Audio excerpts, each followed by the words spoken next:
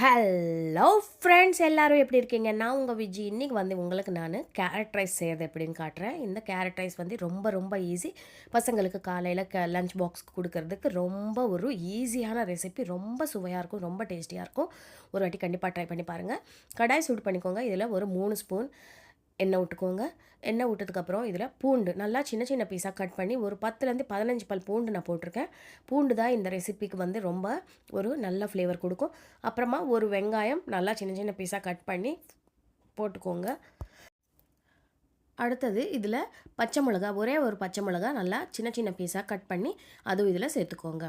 பச்சை மிளகா சேர்த்ததுக்கப்புறம் இதில் நம்ம என்ன பண்ணுறோன்னா, கேரட் வந்து ஒரு 2 கேரட் நல்லா துருவி வச்சுருக்கேன் நான் அந்த கேரட் வந்து இதில் இப்போ சேர்த்துடலாம். ஒரு 2 பெரிய கேரட் எடுத்திருக்கேன். இது வந்து 2 பேருக்கு போதுமான ஒரு லஞ்ச் பாக்ஸு.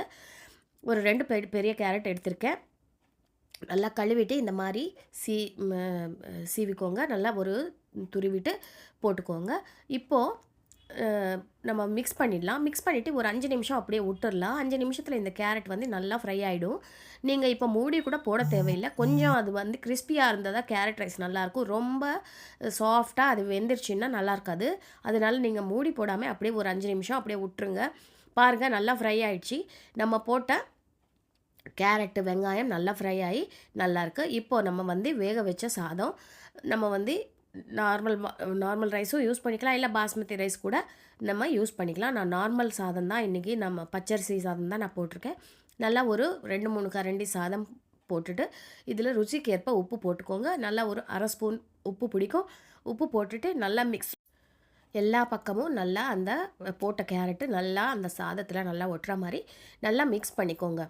இது வந்து நம்ம கடைசியில் ஒரு 1/4 ஸ்பூன் கரம் மசாலா சேர்த்துக்கோங்க. கரம் மசாலா தான் நல்லா லாஸ்ட்டில் சேர்த்திங்கன்னா அந்த ஃப்ளேவர் செம்மையாக இருக்கும்.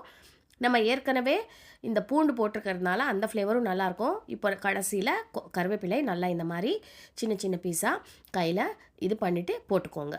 கருவேப்பிலை வந்து அப்படியே சாப்பிட்ருவாங்க. இதில் வந்து நல்லா லாஸ்ட்டில் போட்டிங்கன்னா அந்த ஃப்ளேவர் செம்மையாக இருக்கும்.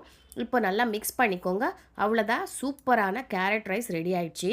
நம்ம இந்த ரைஸ் வந்து நல்லா லஞ்ச் பாக்ஸ்க்கு செம்மையான ஒரு ரெசிபி. கண்டிப்பாக ஒரு வாட்டி கொடுத்து பாருங்கள், நல்லா சாப்பிட்டு வந்துடுவாங்க. எப்படி இருக்குதுன்னு சொல்லுங்கள். ஃபஸ்ட் டைம் சேனல் பார்க்குறீங்கன்னா சேனலுக்கு சப்ஸ்கிரைப் பண்ண மறக்காதீங்க. அடுத்த வீடியோவில் உங்களை சந்திக்கிறேன். அது வரைக்கும் உங்கள் விஜி.